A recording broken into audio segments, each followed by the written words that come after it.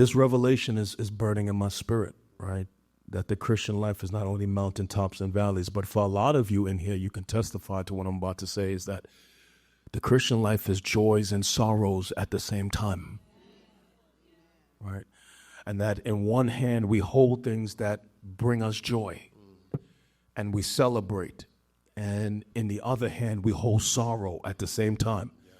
And if we could take a survey in this room, there are probably people in this room saying, in one hand, there are things you can thank God for and you can celebrate for right now. Anybody can testify, right? There are things happening right now in your life that bring you joy.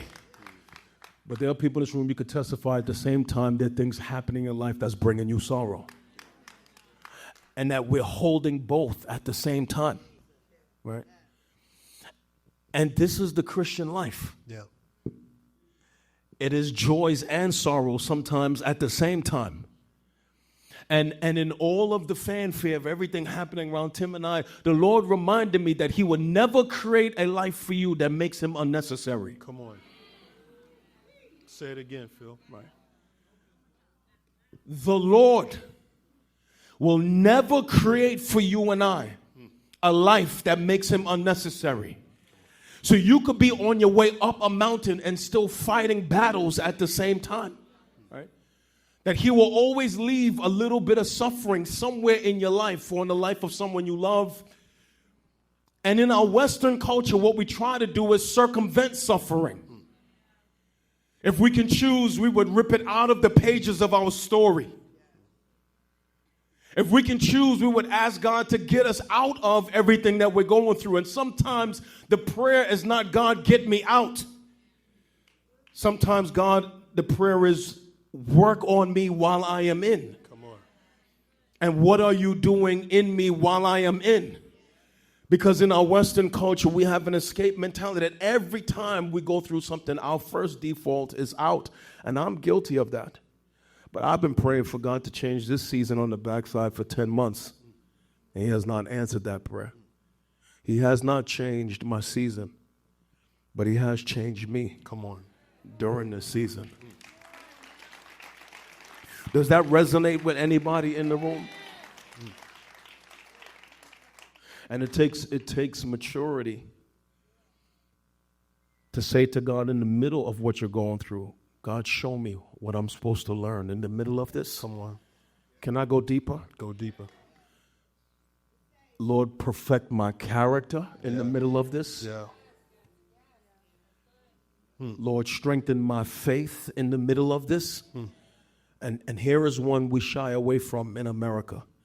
Lord, take out of me what does not belong in there in the middle of this. Sometimes he's using that fire to burn things out of you that cannot stay in you, lest you ruin something he plans to do for you in another season.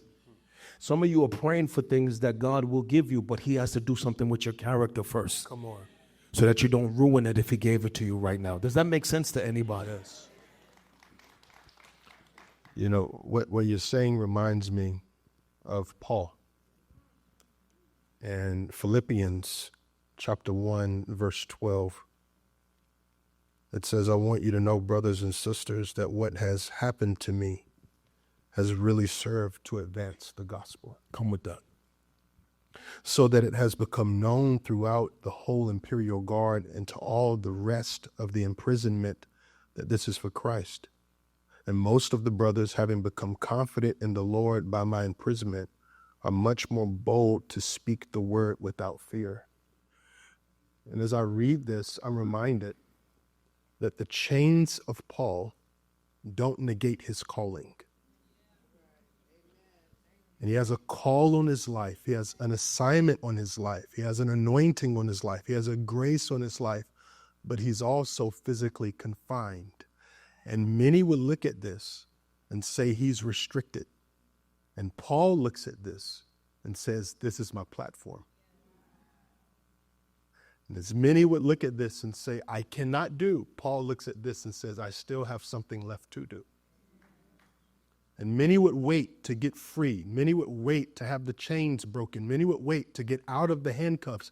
And Paul is saying, with what I have left, with the free hand that I have, I'm going to pen this letter because it is filled with faith, hope, and joy for those that may be going through suffering as I am. And if I'm going through this and it serves to advance the gospel of Jesus Christ, let it be so to help other people connect with Jesus Christ. It's very important when you're listening to preaching, you want to understand biblical text in proper context. Absolutely. Right? You want to be careful with people that eisegete scriptures. They lift it off a page outside of its context and then lead you into false doctrine, and then you create a Jesus in your mind that does not exist. Yep. I want to tell you contextually, right, that Paul always had a desire to travel to the city of Rome. Yes. Paul did not found the church at Rome. So when you open the letter of Romans, there is a church in Rome that Paul did not found. Yeah. He had not started that church himself, but always desired to go to Rome. Now listen to me carefully. This is very important. Paul had a burning desire to go to the capital city of Rome. It was one of his dreams. And I would imagine, I'm going to make an assumption of the text, that he always prayed and asked God to bring him to Rome. So he's asking God to bring him to Rome.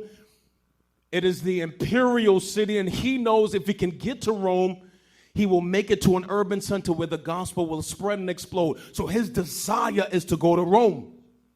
Now, Paul thinks he's going to go there on two legs as a free man and stand on a street corner and preach. But my brothers and sisters, Paul went there as a prisoner. Yeah. So God answered his prayer, but not the way that he thought it would be answered. Come on, Phil. Because sometimes God will answer your prayer, but it will not look like the way that you asked for. And watch, Paul arrives in Rome as a prisoner. He's chained to a guard 24 hours a day, 7 days a week. But not just any guard, the imperial guard. Yeah. Now watch the sovereignty of God, because it's going to make sense for your life. Paul is shackled to imperial guards 24 hours a day, 7 days a week. And the men he's in shackle to, they have access to the people at the top of Rome. Watch. Men who Paul would not have access to if he was not imprisoned and shackled to them. If he was not in prison. If Paul goes to Rome, a free man, he's preaching on the street to common people. But God answers his prayer, but sends him there as a prisoner. So that the gospel now is being heard by men who have access to people at the top. It's why he says now it has become apparent to the entire imperial guard that I am in chains for Christ. So now through his suffering, God accomplished more through his pain. God accomplished more for the spread of the gospel in Rome through Paul's chains than he did if he would have answered the prayer the way his flesh desired. Come on. And I don't even know who this is for, but this is a reminder for some of us that maybe the suffering you are going through right now, maybe the pain you are enduring right now, maybe God is using that for a greater weight of glory to produce something greater for you right now that he otherwise could not have done without that trial that you're going through right now. There is something beautiful that God does through suffering that he cannot accomplish, or will not accomplish, let me say, through everything being peaceful. Paul reached the upper echelons of Rome through his chains. I wonder what God is trying to do in you through your suffering, your pain that you are experiencing tonight. Does that make sense to what I'm saying? Do you understand that?